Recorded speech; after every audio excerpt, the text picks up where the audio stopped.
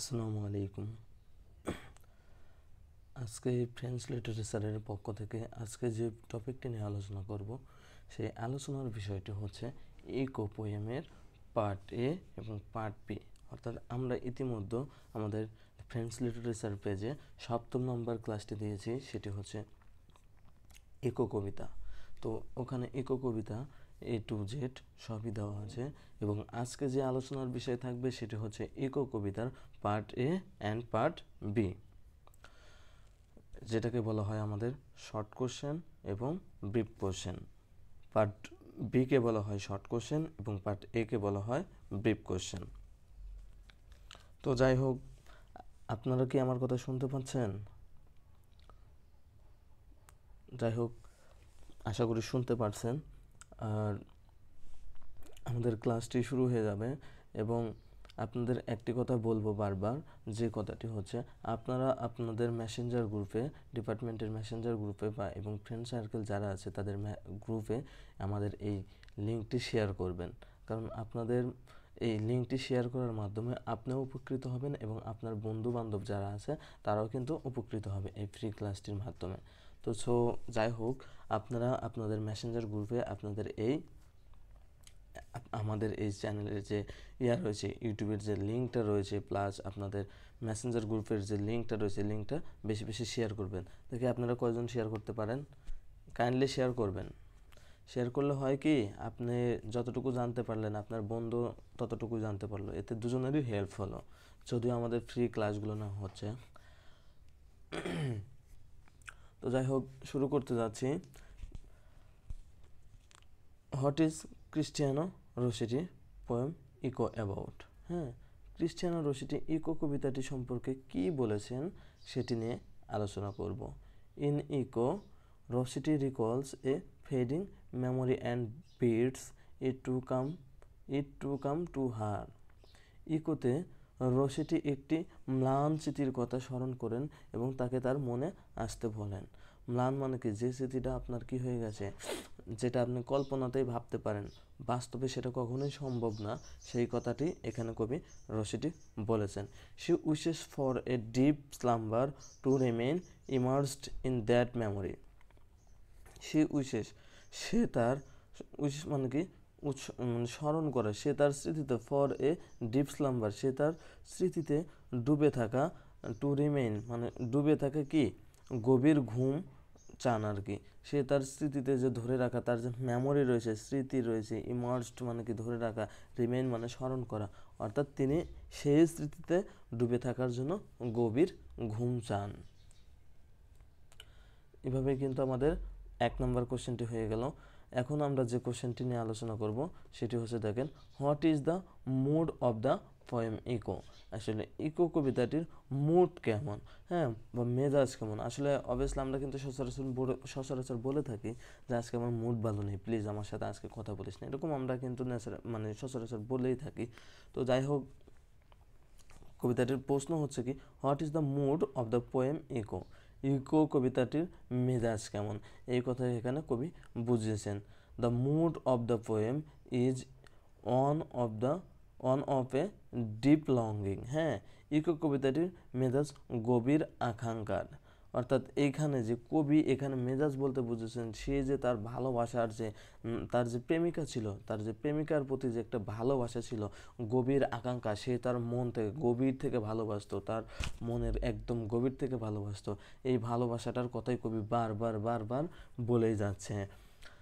আর একজন মানুষ যখন কেউ যদি কাউকে ভালোবাসে তাহলে কিন্তু সে মন থেকেই ভালোবাসে। আর এই ভালোবাসা জিনিসটা কিন্তু খুবই মনে রাখবেন, আপনাকে যেরকম ভালোও করবে তার চেয়ে বেশি কিন্তু খারাপও করে। তো আমরা যেহেতু লিটারেচারের স্টুডেন্ট, আমরা ইংরেজি সাহিত্যের স্টুডেন্ট, আমাদের প্রেম ভালোবাসা এই সমস্ত কিছু নিয়েই থাকতে হবে, এগুলো নিয়ে আমাদের পড়তে হবে। আমি বলতেছি না যে আপনারা প্রেম করেন, ভালোবাসেন, এগুলো আমাদের প্রেমের কাহিনী নিয়ে আমাদের পড়া। আসলে আমরা যে জীবনী নিয়ে পড়বো, যাদের জীবনী নিয়ে পড়বো তারা ছিল অত্যন্ত রোমান্টিক মানুষ আর কি।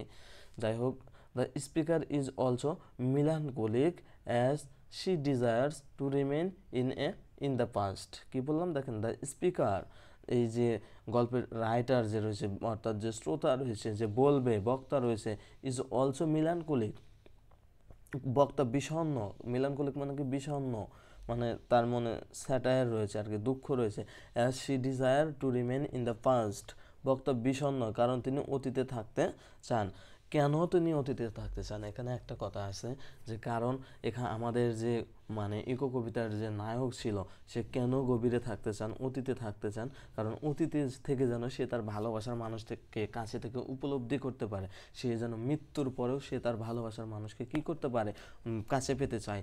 এই কথাই এখানে কবি বুঝিয়েছেন। এবং এবং কবিতা এই মুড যে রয়েছিল অর্থাৎ কবিতাটির যে মেজাজ রয়েছিল, মেজাজটা কিন্তু একদম শান্ত সুষ্ঠু ছিল, কারণ তার যে আমাদের যে নায়ক ছিল সে কিন্তু তার ভালোবাসার মানুষকে অন্তিম সজ্জার মতো ভালোবেসে গেছে, একের পর এক, যুগের পর যুগ।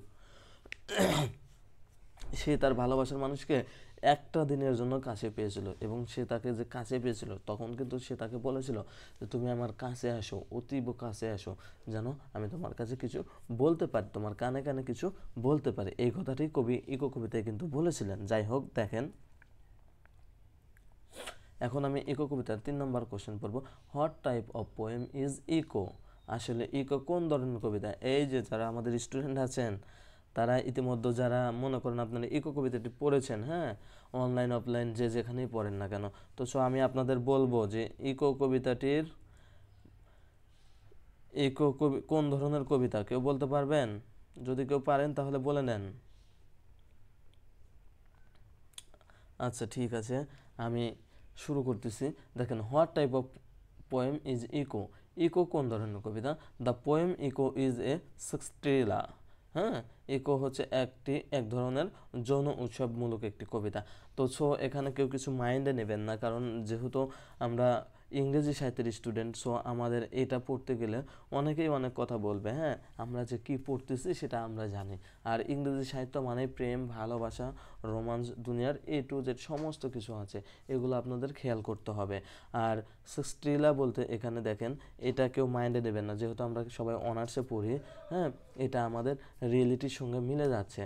কারণ আমাদের যে কবি ছিল, অর্থাৎ কবি বলে আমাদের যে কবিতার যে নায়ক ছিল, সে কিন্তু তার ভালোবাসার মানুষকে কাছে পাওয়ার জন্য বারবার বারবার সে উপলব্ধি করতো। সেজন্য সে কি বলেছে, মৃত্যুর পরেও যেন সে অন্তিম শয্যায় গিয়েও যেন সে তার ভালোবাসার মানুষকে পায়, এই কথা কবি এখানে বুঝিয়েছেন। আর আপনাদেরকে বারবার বলবো, আপনারা যে ইংরেজি সাহিত্য পড়বেন, এই ইংরেজি সাহিত্য পড়তে গেলে কিন্তু অনেকেই অনেক কথা বলবে, কি পড়িস তোরা, আসলে কে কি বললো ওটা আমরা কিছু মনে করবো না। আমাদের পড়া আমরা পড়তেই থাকবো। তাহলে কি দেখেন আপনারা, what type of poem is Echo? Eco, the poem Echo is সেক্সটিলা। Most important question, এটা মনে রাখবেন। যদি ব্রিফ কোশ্চেন আসে ইকো কবিতা থেকে, আপনাদের মনে রাখতে হবে যে এই প্রশ্নটা 100% শিওরিটি যে আসবে। আপনারা মনে রাখবেন যদি এক লাইনের। আর মনে রাখবেন ব্রিফ কোশ্চেনগুলো এতটাই ইম্পর্ট্যান্ট আপনার জন্য যে ব্রিফ কোশ্চেন প্রত্যেকটার জন্য 1 মার্ক করে। তার মানে আপনি যদি 10টা কারেক্ট করতে পারেন 10 মার্ক পাবেন, আর 5টা কারেক্ট করলে 5 মার্ক পাবেন। আর ব্রিফ কোশ্চেন যে ভালো কারেকশন করতে পারবে তার কিন্তু অবভিয়াসলি নাম্বারটা কী হবে, বৃদ্ধি পাবে। কেন? কারণ ব্রিফ এমন একটা জিনিস, আপনি যদি সঠিক সেন্টেন্সটা লিখে থাকেন, তাহলে সঠিকটা যদি লিখে থাকেন তাহলে আপনার সঠিক মার্ক এখানে চলে আসবে। যাই হোক, এখন আমরা পড়ব তাহলে ইকো কি, what type of poem is Echo? The poem Echo is sextilla. Echo একটি যৌন উৎসবমূলক কবিতা আর কি। যাই হোক, আমাদের পরের যে কোশ্চেনটি রয়েছে সেটি দেখেন আপনারা, বলছে what are the main themes of the poem Echo? Echo কবিতার বিষয়বস্তু কি, কেউ কি বলতে পারবেন? কারণ ইতিমধ্যে কিন্তু আমরা ইকো কবিতা নিয়ে ক্লাস করেছি, হ্যাঁ, ইকো কবিতা সম্পর্কে ক্লাসটি শেষ করেছি। English to Bangla A to Z সমস্ত কিছু বুঝিয়ে দেওয়া হয়েছে, ওয়ার্ড মিনিং বুঝিয়ে দিয়েছি। কেউ কি বলতে পারবেন? আচ্ছা যাই হোক, আমি বলে দিই, the main themes of the poem Echo. হ্যাঁ, ইকো কবিতার মূল বিষয়বস্তু হলো ইকো আর মেমোরি মানে কি, স্মৃতি, অ্যান্ড পাস্ট অতীতের যে স্মৃতি রয়েছে, অ্যান্ড ড্রিমিং এবং যে স্বপ্নগুলো রয়েছে, অ্যান্ড ডেথ এবং মৃত্যু। অর্থাৎ ইকো কবিতার মূল বিষয়বস্তু হলো স্মৃতি, অতীত এবং স্বপ্ন ও মৃত্যু। এই তিনটাকেই এখানে কবি উপলব্ধি করেছেন, এই কবিতায় তিনি বলেছেন। কেন? দেখেন কবিতার যে নায়ক ছিল সে সবসময় কী করেছে, তার স্মৃতিকে বিষয়বস্তু অতীতের যে স্মৃতিগুলো রয়েছে সেগুলোকে স্মরণ করেছে, এবং অতীতে সে কী করেছে, অতীতে তার ভালোবাসার মানুষকে কাছে থেকে উপলব্ধি করেছে। সে একটি কথা বলেছিল একদিন, কিন্তু তার পরবর্তীতে তার কোনো সাক্ষাৎ হয়নি। তার ভালোবাসার যে প্রিয়তমা ছিল, তার যে প্রিয়তমা, সে দরজার আড়াল থেকে তাকে লুকায় লুকায় দেখতো, এবং সে রাত্রিতে তার কাছে আসতো, এরকম কথাই বলেছে। এবং স্বপ্ন, ড্রিমিং, যেটাকে কবি শুয়ে শুয়ে স্বপ্ন দেখতো, যে সে এটাই ভাবতো যে আমি মৃত্যুবরণ করেছি, তাতে কি আমি আমার ভালোবাসার মানুষকে কী পাবো, মৃত্যুর পরেও আমি পাবো। এই আমি যদি এই জগতে না পাই তাহলে কোথায় পাবো, মৃত্যুর পর পরকালে তাকে পাবো, অর্থাৎ স্বর্গে তাকে পাবো। এবং মৃত্যু অবশ্যই প্রত্যেকটা মানুষকে কিন্তু মৃত্যুর স্বাদ গ্রহণ করতে হবে। এবং আমাদের যে কবি রয়েছে, কবি কিন্তু তার ভালোবাসার মানুষকে মৃত্যুর পরেও কাছে থেকে দেখতে চায় এবং কাছে পেতে চায়।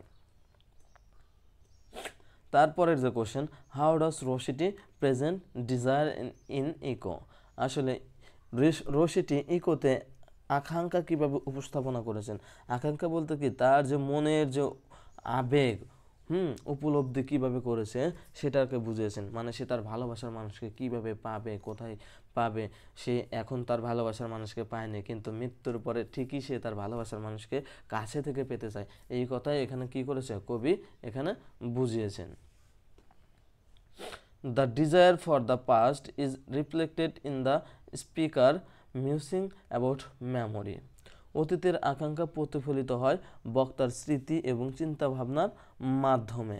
মানে কি বুঝেছে, the desire for the past reflected, অতীতের যে স্মৃতিগুলো রয়েছে কবির অর্থাৎ স্পিকার মিউজিং অ্যাবাউট দ্য মেমোরি, তার চিন্তা ভাবনাকে স্মরণ করিয়ে দেয়, প্রতিফলিত করে দেয়, বারবার ওই কথাগুলোকে মনে করিয়ে দেয়। সে তার ভালোবাসার মানুষকে কাছে পেতে চায়, সে তার ভালোবাসার মানুষকে ভালোবেসেছিল কিন্তু সে কাছে পায়নি, কিন্তু মৃত্যুর পরেও সে যেন তার ভালোবাসার মানুষকে পায়, এই স্মৃতি, এই কথাটাই তার স্মৃতিতে চিন্তা ভাবনা করে all time. And how memory কি স্মৃতি, হ্যাঁ, ড্রিমস এবং স্বপ্ন ক্যান ফেড ওভার টাইম, এবং স্মৃতি স্বপ্ন কিভাবে ম্লান হয়ে যেতে পারে।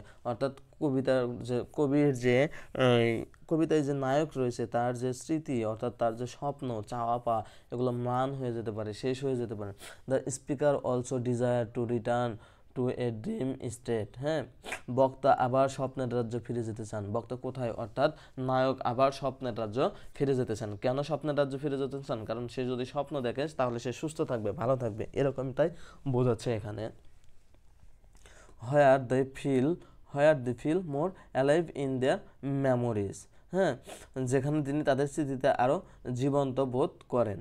অর্থাৎ সে স্বপ্ন দেখবে কোথায়, বাস্তবে না, রিয়েলিটিতে না। সে স্বপ্ন দেখবে কীভাবে, বাস্তবে না, রিয়েলিটিতেও না, যেটা হচ্ছে সে শুয়ে শুয়ে স্বপ্ন দেখবে আর কি।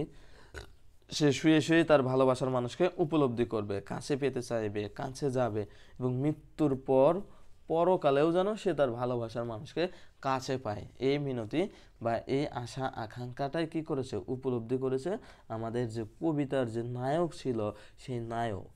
আশা করি আপনারা বুঝতে পেরেছেন। ইতিমধ্যে কিন্তু আমাদের ইকো কবিতাটি যে পাঁচটি পার্ট এ ছিল, ব্রিফ কোশ্চেন ছিল, এগুলো কিন্তু আমি শেষ করে দিলাম। হ্যাঁ, আপনাদের যদি কোনো সমস্যা থাকে তাহলে আমায় বলতে পারেন। আর একটা বিশেষ করে একটা কথা মনে রাখবেন, আপনারা এই যে পরিশ্রম করতেছেন, ক্লাসগুলো করতেছেন, আপনাদের জন্য কিন্তু বেনিফিট হিসেবে অনেক কিছু আসছে, কিন্তু এখন আপনারা বুঝতে পারতেছেন না।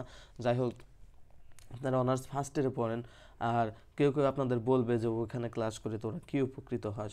আপনার ক্লাসগুলো করেন, আপনারা আমাদের সাথে লেগে থাকেন, ইনশাল্লাহ আমরা আপনাদের স্বতঃস্ফূর্ত আমাদের সর্বোচ্চটা দিয়ে চেষ্টা করবো এবং আপনাদেরকে ভালো কিছু দেওয়ার জন্য। যদিও আমরা আমাদের পেইড ব্যাচ শুরু করেছি, পেইড ব্যাচও যেভাবে পড়াচ্ছি ইনশাল্লাহ আপনাদেরকে সেভাবেই ধরে রাখার বা সেভাবেই ক্লাসগুলো করার চেষ্টা করতেছি। বিষয়গুলো মনে রাখবেন, ফ্রি ক্লাসগুলো আপনারা আপনাদের বন্ধুদের মাঝেও আমাদের এই ক্লাসগুলো যে হয় এগুলো নিয়ে আলোচনা করবেন। তাতে দেখা যাবে যে আমাদের যে পেজ রয়েছে, পেজের মেম্বারশিপও বেড়ে গেল এবং আপনারাও ক্লাস করলেন।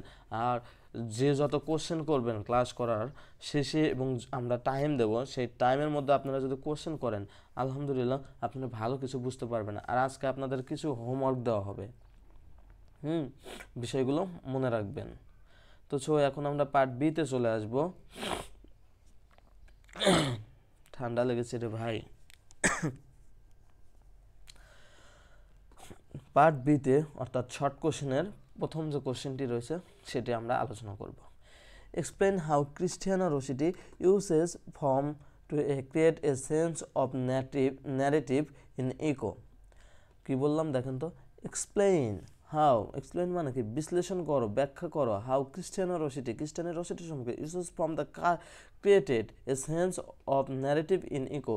ইকো কবিতায় ক্রিস্টিয়ানো রোসিটি কীভাবে রূপ ব্যবহার করে আখ্যানের অনুভূতি তৈরি করার ব্যাখ্যা করো। আখ্যান মানে কি, যে সে তার যে ভালোবাসার মানুষকে কিভাবে উপলব্ধি করেছে, সে তার ভালোবাসার মানুষকে মানে সে উপলব্ধি করতে পেরেছে, তার অনুভূতি কি, ফিলিংসটা কি ছিল, সেই কথা এখানে কবি বুঝিয়েছেন।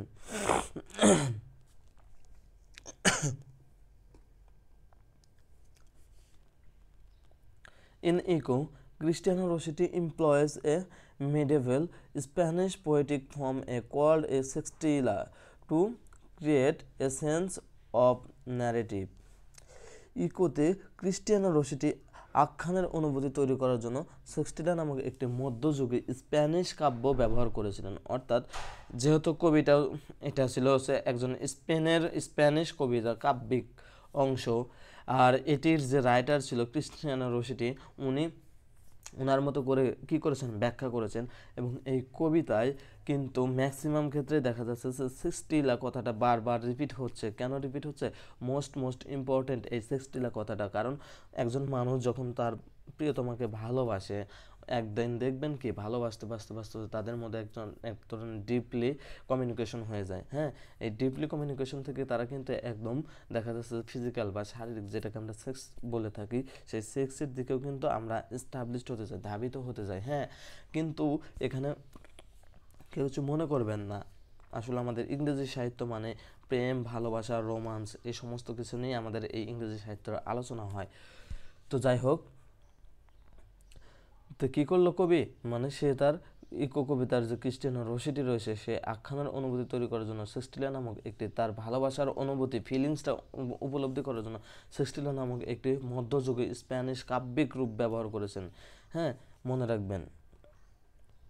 The sextilla works remarkably well for creating narrative because it employs 3 stanzas of equal.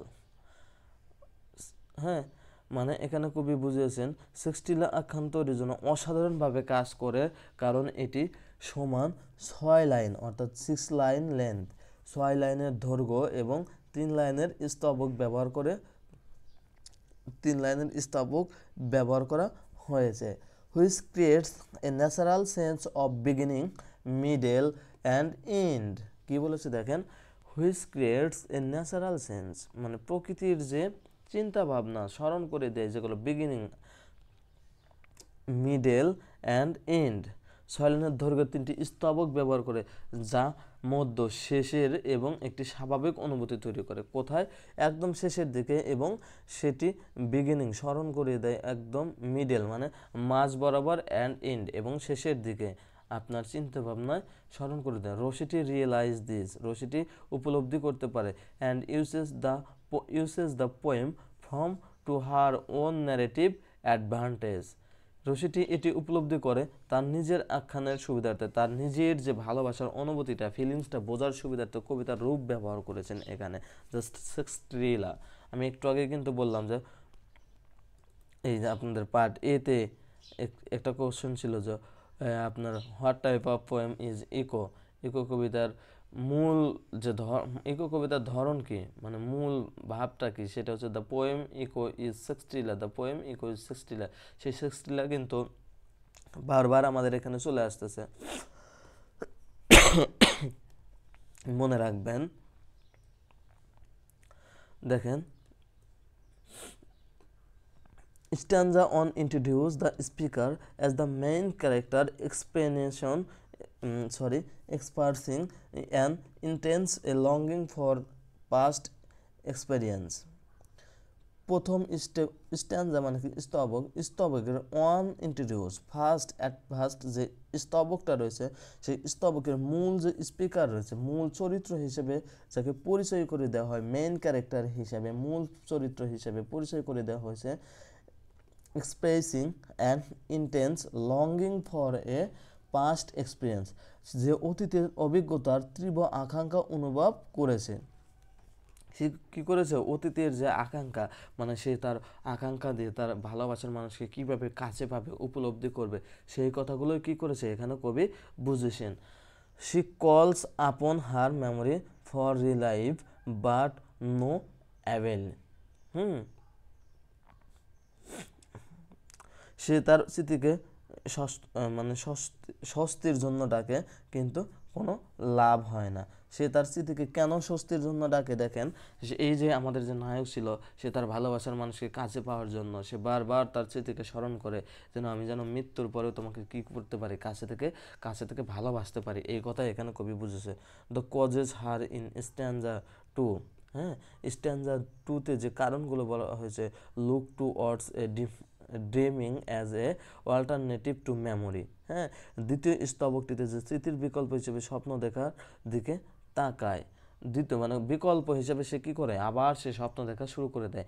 But dreaming, কিন্তু তার সেই স্বপ্ন, সে রিয়েলাইজ, সে বিশ্বাস করে, always ends always ends with her waking up instead of remain in the paradise of dream. But dreaming, কিন্তু তার সেই স্বপ্ন কি করেছে, কিন্তু স্বপ্ন দেখার কি রয়েছে, শেষ হয় স্বপ্নে স্বর্গে থাকার পরিবর্তে। যেখানে স্বপ্ন স্বর্গে থাকবে, সেখানে স্বর্গে থাকার পরিবর্তে সেখানে কি হয়ে যায়, স্বপ্নটা একদম এন্ড হয়ে যায়, শেষ হয়ে যায়। ইনস্টেড অফ রিমেইন, তাকে কি করে যায়, তার পরিবর্তিতে তাকে জেগে ওঠার, প্যারাডাইস অফ দ্য ড্রিম, তার স্বপ্নকে জেগে ওঠার মাধ্যমে। এই যে এখানে প্রথম স্তবকটিতে বক্তার যে মূল চরিত্র রয়েছে, কবি সেই কথা এখানে বুঝেছে, তার যে ভালোবাসার মানুষকে সে কাছে থেকে পাবে, সে কাছে থেকে দেখতে চেয়েছিল, উপলব্ধি করতে চেয়েছিল, কখনো বা রাত্রে কখনো বা দিনে আসার জন্য বলতো, কিন্তু সেটাই বলতো শুধু, সেটা কখনো বাস্তবে রূপান্তরিত হতো না। এই আক্ষেপটাই কবির মনে থেকে গেছেন। তারপরে কি বলেছেন, this states up the poem A climax in stanza 3। এই কবিতার তৃতীয় স্তবকের চূড়ান্ত পর্যায়ে পৌঁছেছে, হোয়ার দ্য স্পিকার, এই যে বক্তা রয়েছে, দেন চুজেস টু অলওয়েজ ড্রিম, সে সর্বদাই কী করতো, স্বপ্ন পছন্দ করেন। হ্যাঁ, স্কোয়াশিং and accepting a death like sleep where she relives her memories of her former life without the echo like a digression of her memory।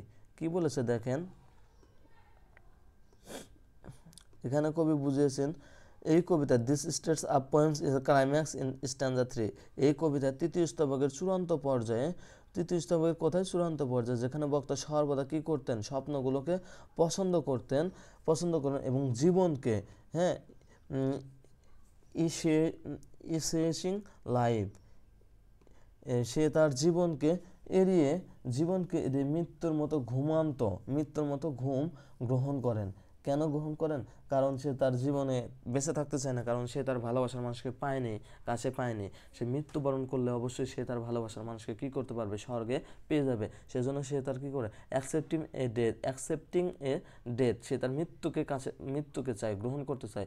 Like slip, ঘুমিয়ে থেকে, হোয়ার শি রিলাইভস হার মেমোরাইজ, সে তার স্মৃতিতে কী করবে, পুনরুজ্জীবিত করবে, of former life without the echo like a digression of her memory, সে তার স্মৃতির প্রতিধ্বনির মতো অবক্ষয় ছাড়াই তার পূর্ববর্তী জীবনের যে স্মৃতিগুলোকে পুনরুজ্জীবিত করবে। সে বেঁচে থাকা অবস্থায়, সে যখন তার ভালোবাসার মানুষের সঙ্গে তার সম্পর্ক ছিল, সেই সম্পর্ক থাকা অবস্থায় সে কীভাবে তার ভালোবাসার মানুষকে কেয়ারিং করেছে, এই কথাগুলো তার মনে পড়ে যায় এবং সে তার কাছে পেতে চায়। কখন তার সঙ্গে দেখা করেছিল, কখন তাকে কাছে পেয়েছিল, কখন তার সাথে কোন ধরনের কথা বলেছে, এগুলো সে মূলত ডিপলিভাবে থিঙ্কিং করে এবং এই ডিপলি থিঙ্কিং অ্যানালাইসিস করার পর সে এই স্মৃতিগুলোকে বারবার পুনরুজ্জীবিত করছে। এভাবেই কিন্তু আমাদের কবি তার ভালোবাসার কবিতায় যে নায়ক রয়েছে, সেই নায়ক কিন্তু তার ভালোবাসার মানুষকে উপলব্ধি করেছে। দেখেন আমাদের 2 নম্বর যে কোশ্চেনটি রয়েছে, explain some of the way in which Rossetti plays with her idea of echo in her poem.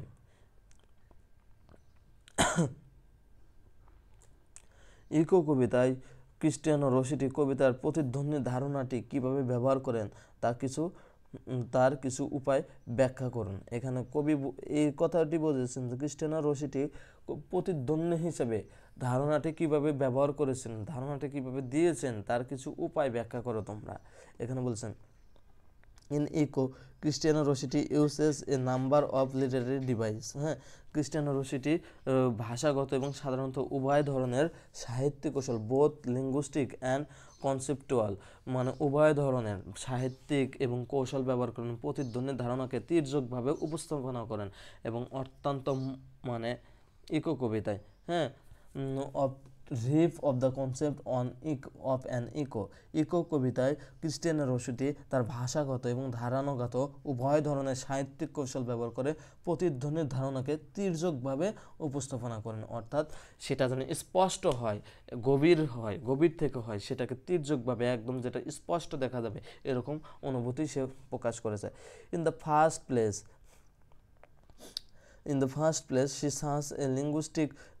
she uses a linguistic tools like a anaphora and alliteration. So এই anaphora and দেখবেন anaphora and alliteration,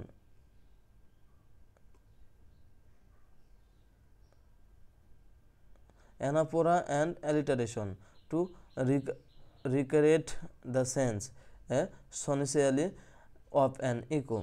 এই যে the first স্ট্যান্জা যে রয়েছে, প্রথমত anaphora এবং অনুপ্রেরণার মতো ভাষাগত সরঞ্জাম ব্যবহার করে প্রতিধ্বনির পুনরায় তৈরি করা হয়। আসলে দেখবেন আপনারা যে এই যে অ্যানাফোরার কথা বললাম, অ্যানাফোরা আর হচ্ছে আপনার অ্যালিটারেশন, এই দুটো জিনিস কিন্তু আপনারা আপনাদের যে কবিতার যে রাইম স্কিম, স্ক্যানশন, কোটেশন এগুলো রয়েছে, এইগুলো তো যখন বোঝানো হয় তখন কিন্তু আপনারা এগুলো জিনিস পেয়ে যাবেন। হ্যাঁ, অবশ্যই পেয়ে যাবেন, এগুলো নিয়ে হতাশার কিছু নেই। তো যাই হোক, প্রতিধ্বনির অর্থ পুনরায় তৈরি করেন, এখানে অ্যানাফোরার অনুপ্রেরণার মতো ভাষাগত সরঞ্জাম ব্যবহার করেন, অনেক কিছুই ব্যবহার করেছিলেন এই কবিতায়, সেগুলোকে বুঝিয়েছেন কবি।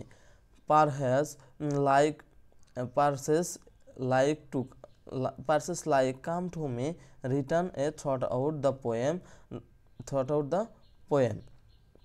আমার কাছে এসো এবং বাক্য অংশগুলো কবিতা জুড়ে ফিরে এসো, অর্থাৎ আমার কাছে এসো, স্বপ্নে এসো বলেছে। দেখেন like an echo becoming of the walls, হ্যাঁ, while the alliteration of repeating 5 sounds speaking silence creating an almost echo like effect in both a cadence and sounds. মনে রাখবেন আমার কাছে এসো এর মতো বাক্য অংশগুলো কবিতা জুড়ে ফিরে এসো, অর্থাৎ কবিতায় কবির এখানকার যে আমাদের হিরো ছিল সে কি বলেছিল যে তুমি ফিরে এসো, আমার কাছে ফিরে এসো, দেয়াল থেকে লাফিয়ে ওঠা প্রতিদ্বন্দ্বীর মতো। অর্থাৎ আমি যখন তোমাকে দেখতে যেতাম, তোমাদের বাড়ির যে দেওয়াল ছিল সেই দেওয়ালটি যখন আমি লাফ দিয়ে টপকে উঠতাম তখন কিন্তু তুমি আমার কাছে চলে আসতে। যখন কথা বলা নীরবতা, আমি শুধু একদম সাইলেন্ট ছিলাম, আমি শুধু তোমাকে দেখতাম, তুমি আমাকে দেখতে, আমাদের মাঝে কোনো কথা হতো না, এই কথাই কবি বুঝেছেন। এবং 5 ধ্বনির পুনরাবৃত্তি, অনুপ্রেরণা, ক্যাডনেস এই শব্দ উভয় ক্ষেত্রে প্রায় প্রতিধ্বনির মতো প্রভাব তৈরি করে। অর্থাৎ আমি যখন তোমাকে দেখতাম তখন কোনো কথা হতো না আমাদের মাঝে, এবং আমাদের যে ধ্বনি পুনরাবৃত্তির অনুপ্রেরণা, ক্যাডনোস এবং শব্দ উভয় ক্ষেত্রে প্রায় প্রতিধ্বনির মতো প্রভাব তৈরি করে। আমরা নীরব থাকতাম সাইলেন্স স্পিকারের মতো, কারণ আমরা গোপনে দেখা করতাম, আমাদের দেখার মাঝে কোনো ছিল না, আমরা ফ্যামিলিগতভাবে কাউকে জানাতে পারিনি। এই কথাগুলো কবিতার যে হিরো ছিল সেগুলো, সে নায়ক যে ছিল হিরো, সে কিন্তু বারবার বলে গেছে তার ভালোবাসার মানুষকে কাছে পাওয়ার জন্য। Elsewhere, Rossetti uses the concept of an echo conceptually to redefine memory as a type of echo. অত্যন্ত রসিটি স্মৃতিকে এক ধরনের প্রতিধ্বনি হিসেবে পুনরায় সংজ্ঞায়িত করার জন্য প্রতিধ্বনির ধারণাগতভাবে ব্যবহার করেন। কি বলেছে? এভরি ইলসওয়্যার, অন্যত্র, Rossetti uses the concept, Rossetti স্মৃতিকে এক ধরনের প্রতিধ্বনি হিসেবে of an echo a conceptually, মানে কনসেপচুয়াল প্রতিধ্বনি হিসেবে পুনরায় সংজ্ঞায়িত করতে চাইছেন, অর রিডিফাইন মেমোরি, তার স্মৃতিকে as a type of Echo কবিতার ধারণাগতভাবে ব্যবহার করেন। Must like realize that the memory too, অনেকটা যেমন কেউ বুঝতে পারে স্মৃতিশক্তি, অলদো অ্যাবেল টু রিপিট, যদিও পুনরাবৃত্তি করতে সক্ষম, ডিগ্রেডস উইথ রসিটিস স্পিকার টাইম, রসিটির বক্তৃতার সময়ের সাথে সাথে তা হ্রাস পায়, অর্থাৎ তা কী হয়ে যায়? কমে যায়, একদম ভ্যানিশ হয়ে যায়। রসিটি যে কথাগুলো বলেছে যে মৃত্যুর পরও যেন নায়ক কী করতে পারে? তার ভালোবাসার মানুষকে উপলব্ধি করতে পারে, সে স্বর্গে থেকেই তার ভালোবাসার মানুষকে উপলব্ধি করবে, সে স্বর্গেই তার ভালোবাসার মানুষকে কাছে পাবে, এমন কথাটি বলেছেন। আসলে রোমান্টিক যুগের যে কবিতাগুলো, আমরা তারই মধ্যকার একটি কিন্তু এই ইকো। আর আমাদের যে রাইটারগুলো রয়েছে তারা কিন্তু আসলে অলওয়েজ অল টাইম তারা কিন্তু রোমান্টিক ছিলেন। আনরোমান্টিক কোনো পার্সন যেন ইংরেজি সাহিত্য পড়েন না, কেউ কিছু মনে করবেন না। দেখেন এক্সপ্লেনেশন, এই যে আমরা যে আপনার কবিতাগুলো পড়লাম, এই কবিতাগুলো পড়ে আপনার যে আমরা যেটাকে বলি হচ্ছে আপনার কোটেশনগুলো ইউজ করি, সেই কোটেশন অনুসারে যে কোশ্চেনগুলো হয় সেগুলো কিন্তু দেখেন। Come to me in the silence of night, তুমি আসো আমার কাছে রাতের নীরবতায়। Come to me in the speaking silence of a dream, তুমি আমার কাছে আসো স্বপ্নে, যখন আমি তোমায় কী করব? শুধু দেখব, কোনো কথা বলবো না। This silence have been a quoted from echo written by Cristiano Rossetti, এই লাইনগুলো ক্রিস্টিয়ানো রসিটির লেখা ইকো থেকে উদ্ধৃত করা হয়েছে, অর্থাৎ ইকো কবিতা থেকে নেওয়া হয়েছে। On of the main reasons that Echo, মানে ইকো কবিতার যে প্রধান কারণগুলো রয়েছে সেটি হচ্ছে কি দেখেন, resonates so well emotionally is because Rossetti's apt use for a conduction through a oxynomer, হ্যাঁ। ইকো কবিতায় আবেগগতভাবে এত ভালোভাবে অনুরিত হওয়ার এক প্রধান কারণ হল ক্রিস্টিয়ান রসিটির অক্সিমোরনের মাধ্যমে দ্বন্দ্বের যথাযথ ব্যবহার। অর্থাৎ মানে এখানে কবি কি বুঝিয়েছেন, মানে বারবার তাকে স্মরণ করে দেয়, সে কখনোই কি করতে চায় না, ইমোশনালি হতে চায় না, সে কখনোই আবেগের বশভূত হয়ে কোনো কিছু করতে চায় না, হ্যাঁ। সে সবসময় অনুপ্রাণিত হতে চায় এবং অক্সিমোরনের মাধ্যমে দ্বন্দ্বের যথাযথ ব্যবহার, অর্থাৎ সে কখনোই চায় না যে তার ভালোবাসার মানুষের সাথে সে কখনো খারাপ ব্যবহার করুক, সে সবসময় ভালো কিছুই চায়। অ্যাগেইন, পুনরায়, an oxymoron occurs when to a conducting teams are used to describe the same things, একই ধরনের বস্তু আবার একই জিনিস বর্ণনা করার জন্য দুটি বিপরীত শব্দর ব্যবহার করে একটি অক্সিমোরনে ঘটে। আর্লি ইন দি পোয়েম, কবিতায় যত তাড়াতাড়ি সম্ভব, Rossetti employs oxymoron in the purchase.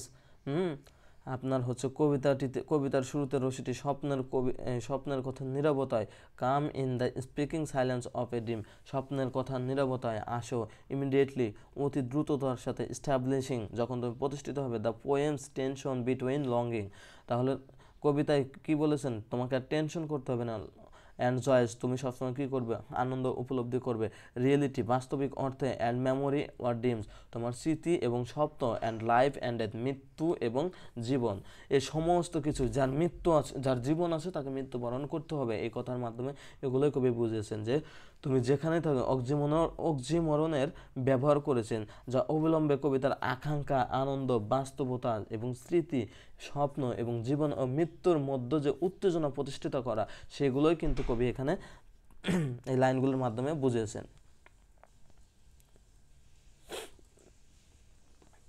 তারপরে বলেছেন, all of this ideas established a binary relationship, binary মানে কি দুই, এই সমস্ত ধারণা দ্বিমুখী সম্পর্ক স্থাপন করে, হয় ওয়ান আইডিয়া। আর শোনেন, এই যে বাইনারি কথাটার যে কথা বললাম, বাইনারি বাইনারি কথাটার যে বললাম আমি, বাইনারি কিন্তু আমরা ইতিমধ্যে আমাদের যে আইসিটি ইনফরমেশন অ্যান্ড কমিউনিকেশন টেকনোলজিতে যে আমরা আমাদের দ্বিতীয় অধ্যায়ের যে অঙ্কগুলো ছিল বাইনারির অঙ্ক, আমরা কিন্তু ইন্টারমিডিয়েটে পড়ে এসেছি। তো দেখেন, বাইনারি মানে দুই ধরনের রিলেশনশিপের কথা বলা হয়েছে। টু রিলেশনশিপ, বাইনারি রিলেশনশিপ মানে টু ধরনের, এটা কিন্তু একটা সাহিত্যিক ভাষা, ঠিক আছে। Relationship where one idea can be defined only by railing of another of railing on the other, যেখানে একটি ধারণা কেবল একটি অন্যটির উপর নির্ভর করে সংজ্ঞায়িত করা যেতে পারে। For instance there can be no life without death. দেখেন আপনাদের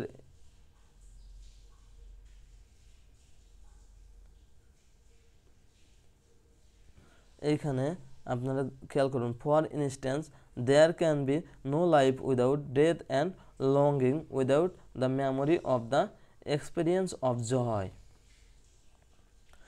মৃত্যু ছাড়া জীবন থাকতে পারে না, আনন্দের অভিজ্ঞতা ছাড়া স্মৃতি থাকতে পারে না। কথাগুলো খুবই মোস্ট ইম্পর্টেন্ট।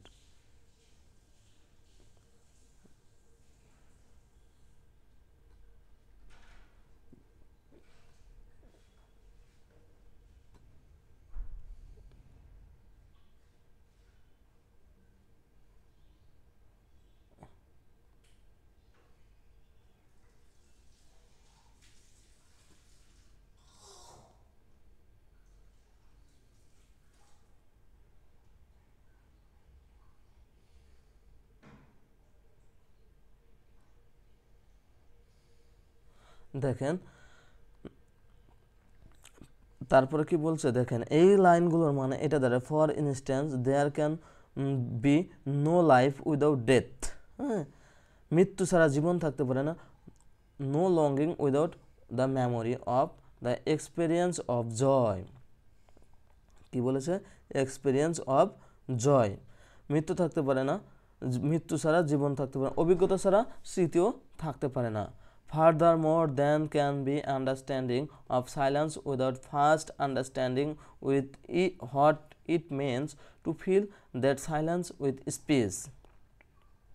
তদুপরি নীরবতাকে কথা দিয়ে পূর্ণ করার অর্থ কি তা প্রথমে না বুঝে নীরবতা বোঝা সম্ভব নয়।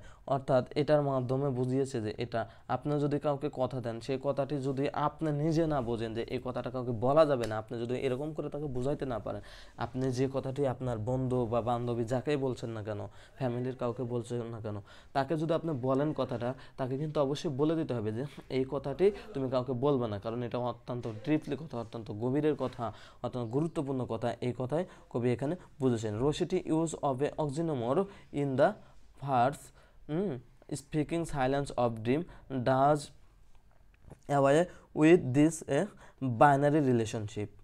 কথাটা মনে রাখ, রশিটি বলেছেন অক্সিনোমরের in the first speaking silence, যখন নীরব থাকবে কেউ একজন ব্যক্তি, অফ ড্রিম তার স্বপ্নে, does way with this binary relationship, যদিও তাদের মধ্যে দুই ধরনের রিলেশনশিপ থাকে, তাহলে at on establishing them so the speaker might inhabit the space between speaking and silence, life and death or memory and reality.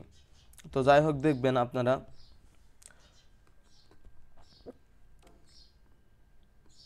এই যে দ্যাট হার্ট,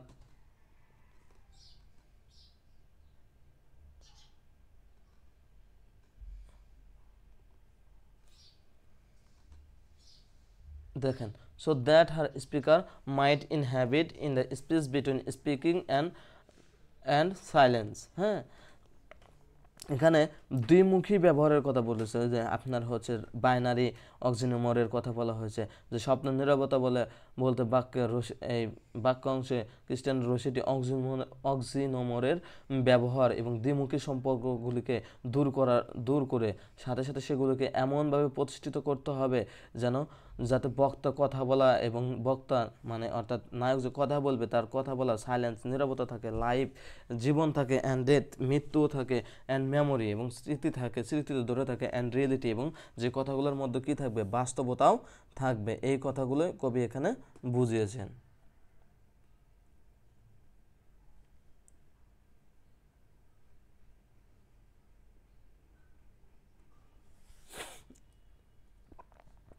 এভাবেই কিন্তু আমাদের 1 নম্বর কোশ্চেনটি শেষ হয়ে গেল এক্সপ্লেনেশনের।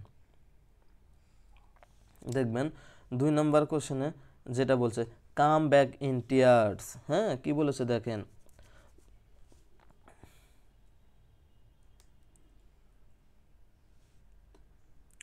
কাম ব্যাক ইন টিয়ার্স, চোখের জলের কথা বলেছে। মেমোরি হোপ, স্মৃতিতে স্মরণ করে দেয়। লাভ অফ আনফিনিশড ইয়ার্স, ভালোবাসার কখনো শেষ হয়ে যায় না, এটা কখনো শেষ হয় না। হ্যাঁ, ওয়াট ডিম হাউ সুইট, কি মিষ্টি, টু সুইট অতি মিষ্টি, টু বিটার সুইট তার চেয়েও বেশি, অধিক মিষ্টি তার চেয়ে বেশি মিষ্টি। সকলকে একটি কথা বলতে চাই, আমাদের কিন্তু শীতের মানে প্রাদুর্ভাব চলে এসেছে, শীত চলে এসেছে, তো সবাই কী করবেন, কেয়ারফুলি থাকবেন। হ্যাঁ, কেন কেয়ারফুলি থাকবেন? আপনার এই যে কেয়ারফুলি থাকার একটাই উদ্দেশ্য, সেটা হচ্ছে আপনাদের ঠান্ডা লাগতে পারে, জ্বর আসতে পারে, তো এই সময়গুলো খেয়াল করবেন বেশি বেশি। তো যাই হোক, আমাদের কোশ্চেন কিন্তু 2 নম্বর কোশ্চেন এবং 3 নম্বর যে কোশ্চেনটি রয়েছে, আমি 2 নম্বর কোশ্চেনটি আপনাদের পিডিএফে পেয়ে যাবেন। আমি আপনাদের এখন পিডিএফ আকারেও দিয়ে দেবো ক্লাসটি, সো আমি আর আলোচনা করব না, একটু গলা ব্যথা করতেছে। তো এটা শুধু 3 নম্বর কোশ্চেনটা শুধু বুঝাই দিচ্ছি। It come to me in dreams that I may live. হ্যাঁ, ইট কাম, যখন তুমি তোমার স্বপ্নে ফিরে যায়, দ্যাট আই মে লাইভ, আমি তোমাকে আমার জীবনে ফিরে পেতে চাই বা উপলব্ধি করি। মাই ভেরি লাইফ অ্যাগেইন, আমার জীবনে পুনরায়। থট কোল্ড ইন ডেথ, মৃত্যুর শীতল। হ্যাঁ, শীতল মৃত্যু সজ্জায়, অর্থাৎ যেখানে মৃত্যুবরণ করবে কিন্তু সেখানে শীতও রয়েছে, অর্থাৎ অতি ঠান্ডা রয়েছে। Come back to me in dreams, তুমি ফিরে আসবে আমার স্বপ্নে। That I may give pulse for pulse, মানে স্পন্দনের বিনিময়ে স্পন্দন, ব্রেথ ফর ব্রেথ, এবং স্পন্দনের বিনিময়ে স্পন্দন এবং ব্রেথ ফর ব্রেথ আপনার হচ্ছে গা স্পন্দনের শ্বাসের বিনিময়ে শ্বাস এবং স্পন্দনের বিনিময়ে স্পন্দন, এটার কথা বলেছে। This lines have been quoted from echo, written by Cristiano Rossetti. Cristiano রসেটির লাইনগুলো ইকো কবিতা থেকে উদ্ধৃত করা হয়েছে, নেওয়া হয়েছে। With this lines Rossetti presents the climax of her poem, here the speaker chooses her dreams over her memories. হ্যাঁ, এই লাইনগুলো দিয়ে রসিটি তার কবিতার চূড়ান্ত পর্ব উপস্থাপন করেছেন। এখন বক্তা তার স্মৃতির চেয়ে তার স্বপ্ন বেছে নেন। এভাবেই কিন্তু আমাদের মানে লাইনটি প্রশ্নগুলো শেষ হয়ে গেল। সো আপনাদের যদি কারো প্রবলেম থাকে তাহলে আমাকে এখন বলতে পারেন। হ্যাঁ, আপনাদেরকে বলার জন্য টাইম দেওয়া হলো। কারো কোনো প্রবলেম নেই? যাক, আলহামদুলিল্লাহ, সবাই যে বুঝতে পেরেছেন এটাই অনেক কিছু আর কি। যাই হোক, ধন্যবাদ আপনাদেরকে আমাদের ক্লাসগুলোর সাথে জয়েন থাকার জন্য। আর একটি কথা বলবো, আমাদের যে ফ্রেঞ্চ লিটারেচারের যে বইটি রয়েছে, হ্যাঁ, ফ্রেঞ্চ লিটারেচার যে আমাদের বইগুলো রয়েছিল, আমাদের 100 পিস বইয়ের অফার কিন্তু ইতিমধ্যে শেষ হয়ে গেছে। এখন আমাদের বইটি যদি কেউ নিতে চান তাহলে আমাদের বইটির রেগুলার প্রাইস যেটি হচ্ছে সেটা হচ্ছে 399 টাকা। আপনারা এই 399 টাকার মাধ্যমে পাচ্ছেন কি কুরিয়ার সার্ভিস একদম ফ্রি। আমরা এই 399 টাকার মাধ্যমে নিয়ে নেব। আর বইটি পড়ে আলহামদুলিল্লাহ বাংলাদেশের প্রায় প্রত্যেকটা জেলাতেই আমাদের বইগুলো পৌঁছে গেছে, আশাবাদ আমরা। এবং আপনারা যারা এখনও বইটি নেননি, আপনারা যদি আমাদের বইটি নিতে চান তাহলে আমাদের সাথে কন্ট্যাক্ট করবেন। আমাদের কন্ট্যাক্ট নাম্বার রয়েছে এবং আমাদের হোয়াটসঅ্যাপ নাম্বারও আছে। এবং আমাদের ইনস্ট্রাক্টররা কিন্তু অত্যন্ত গুরুত্বের সঙ্গে আপনাদের ক্লাসগুলো নিয়ে থাকবেন। এবং আপনাদের ইনকোর্স পরীক্ষার বিবেচনার স্বার্থে আমরা কিন্তু এখন রেগুলারিটি ক্লাসগুলো নেব। এবং আপনারা আপনাদের যে ডিপার্টমেন্টের মেসেঞ্জার গ্রুপ রয়েছে, মেসেঞ্জার বা হোয়াটসঅ্যাপ গ্রুপ রয়েছে, সেখানে বন্ধুবান্ধবদের বলবেন। হ্যাঁ, আমাদের কথাগুলো বলবেন, আপনারা কেমন ক্লাস করছেন, যদি ভালো লাগে তাহলে অবশ্যই বলবেন। আর আপনাদের বারবার বলবো আপনারা ক্লাসগুলো ভালোভাবে করবেন। আর একটা বিষয়, সেটি হচ্ছে আমরা যে আজকে কোশ্চেনগুলো করলাম, এই কোশ্চেনগুলো আপনাদের হোমওয়ার্ক থাকলো, আশা করি আপনারা বুঝতে পেরেছেন। এবং প্রত্যেকেই কোশ্চেনগুলো হোমওয়ার্ক হিসাবে দিয়ে দেবেন, এক একজন এক একটা নিয়ে নেবেন। হ্যাঁ, কেউ 3টা লিখবেন না, 2টা করে লিখতে পারেন, সমস্যা নেই। আপনারা আপনাদের হোমওয়ার্কগুলো আমাদের করে অবশ্যই দেখাবেন। আশা করি আপনারা বুঝতে পেরেছেন। সো থ্যাংক ইউ এভরিওয়ান, সবাই ভালো থাকবেন, সকলের সুস্বাস্থ্য কামনা করছি এবং আমাদের ক্লাসগুলোর সঙ্গে যুক্ত থাকার জন্য আপনাদেরকে অসংখ্য ধন্যবাদ। ফ্রেন্ডস লিটারেচারের পক্ষ থেকে welcome, thank you very much. আসসালামু আলাইকুম।